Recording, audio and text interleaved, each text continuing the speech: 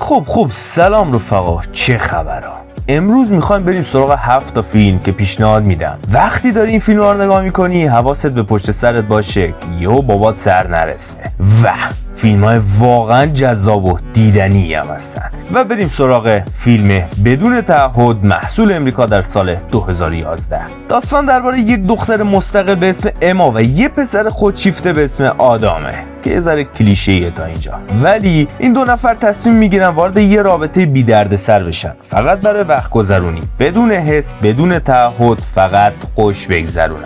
اما کم کم احساسات وارد بازی میشه و اون قرارداد ساده شروع میکنه به ترک برداشتن. آدام عاشق میشه، ولی آیا اما هم همینو میخواد یا نه؟ من زیاد خودم این مدل عشق و عاشقی‌ها رو نیستم، نظر شما چیه؟ فیلمی پر از لحظات خنده‌دار و دیالوگ‌های بامزه و موقعیت‌های عاشقانه خفنه. نمره 6.2 از 10 رو کسب کرده و 81% رضایت مردمی خودش رو به همراه داره و در نهایت هم در ژانرهای عاشقانه کمدی هم جا میگیره. نسخه دوبله هم که این فیلم‌ها بچه‌ها اصلا اگرم بود دنبالشون نرید. لایک هم فراموش نشه، خیلی مخلص. فیلم بعدی فیلم دوستای با مزایا، محصول امریکا در سال 2011. وقتی جیمی و دیلان، دو آدم مدرن و مستقل، تصمیم میگیرن فقط دوست با مزایا باشن، فکر میکنن میتونن رابطه‌ای بدون دردسر و بدون وابستگی داشته باشن. اما اینو نباید فراموش کنیم که احساسات بشر شوخی بردار نیست و هیچ وقت دختر و پسر نمیتونن فقط دوست باشن.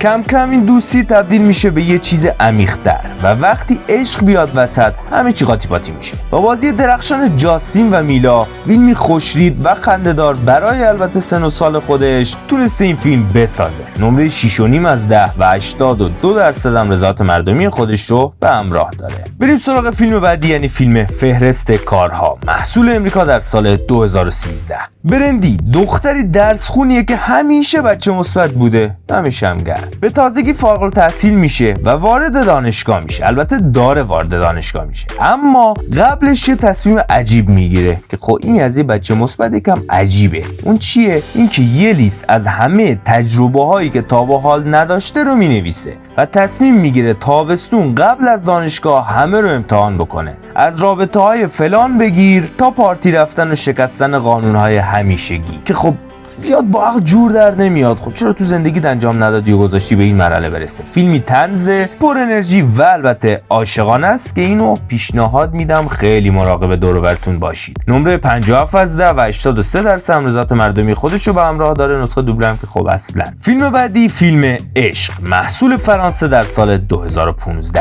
یه فیلم خاص و هنریه درباره رابطه پرتنش و پرشور بین مورفی و الکترا. وقتی نفر سوم وارد رابطه‌شون میشه همه چیز از کنترل خارج میشه و ما با پیچیدگی روانی، احساسی و یه پیچیدگی دیگه که پیشنهاد میدم فیلمو ببینی تا بهش برسی مواجه میشی. اگر دنبال یه تجربه متفاوت از عشقی، این فیلمو اصلا از دست نده. نمره 6 از 10 و 82% رضایت مردمی خودش رو به همراه داره. اینو هم خیلی حواستون بهش باشه.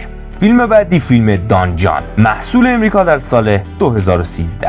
جان یه پسر خوشتیپیه که ظاهرش حسابی تو دل میره، ولی یه مشکلی داره. اون به فیلم‌های خیلی بد اعتیاد داره. هیچ رابطه واقعی براش لذت بخش نیست که اینم عوارض همینه، چون همه چیز رو با فانتزی ذهنیش مقایسه میکنه تا اینکه با یه دختر خاص آشنا میشه، کسی که همه چیزو تغییر میده. بچه‌ها پیشنهاد میدم این فیلمش رو حتما ببینید. یه فیلم بامزه متفاوت با بازی جوزف و اسکارلت جوهانسونه. نمره 6.5 از 10 و 87% رضایت مردمی خودش رو به همراه داره. نسخه دوبلش میگن از، ولی میگم با دوبله نبینید دیگه. بریم سراغ فیلم بعدی، یعنی فیلم بچهای خوب. اینم محصول امریکا در سال 2016. 4 تا دوست با معدل بالا و رفتار مؤدب بعد از فارغ التحصیلی تصمیم میگیرن جبران گذشته رو بکنن. یه تابستون شلوغ پر از پارتی و تجربه‌ای که نمیشه اسمش آورد و کارهایی که تا اون موقع حتی به ذهنشون هم نمیرسید. فیلمی با حال و هوای فیلم امریکن پایه، ولی مدرن‌تر و با داستانی تازه‌تر و جذاب‌تر. نمره 6 از 10 و 84% رضایت مردمی خودش رو به همراه داره. نسخه دوبله فارسی هم اصلا نداره. فیلم بعدی فیلم نیت بد، محصول امریکا در سال 2016. ادامه مدرن از فیلم جنجالی با همین نام در سال 1999. با همون تم بازی خطرناک، اغواگرانه و عشق‌های مسموم بین جوانای پولدار و بی‌قید و شرط. اینطوری که تقریبا مثل داستان فیلم قبلی دیگه، دختر و پسری هستن که فقط دنبال تسلط به هم دیگه هستن و میخوان ازم جلو بزنن و باز دوباره پای عشق و احساسات میاد وسط. اگر دنبال داستانایی پر از فریب و احساس و رابطه‌های پیچیده و هم تو چرت و پرتی، این فیلم میتونه برات جذاب باشه. نسبت به فیلم قبلی من خودم اینو کمتر قبولش دارم، ولی خب بازم فیلم جالبیه. نمره 6.3 از 10 و 80% نظارت مردمی خودش رو به همراه داره. نسخه دوبله فارسی که اصلا و به هیچ عنوان و خیلی چاکریم. اگر به بهترین فیلم‌های هیولایی با دوبله فارسی و یا بهترین فیلم‌ها توی همین سبک و سیاق که الان بهت معرفی کردم علاقه داری، دو ویدیویی که روی صفحه داره بهت پیشنهاد داده میشه رو اصلا از دست نده. فعلا تا بعد رفقا، پیس.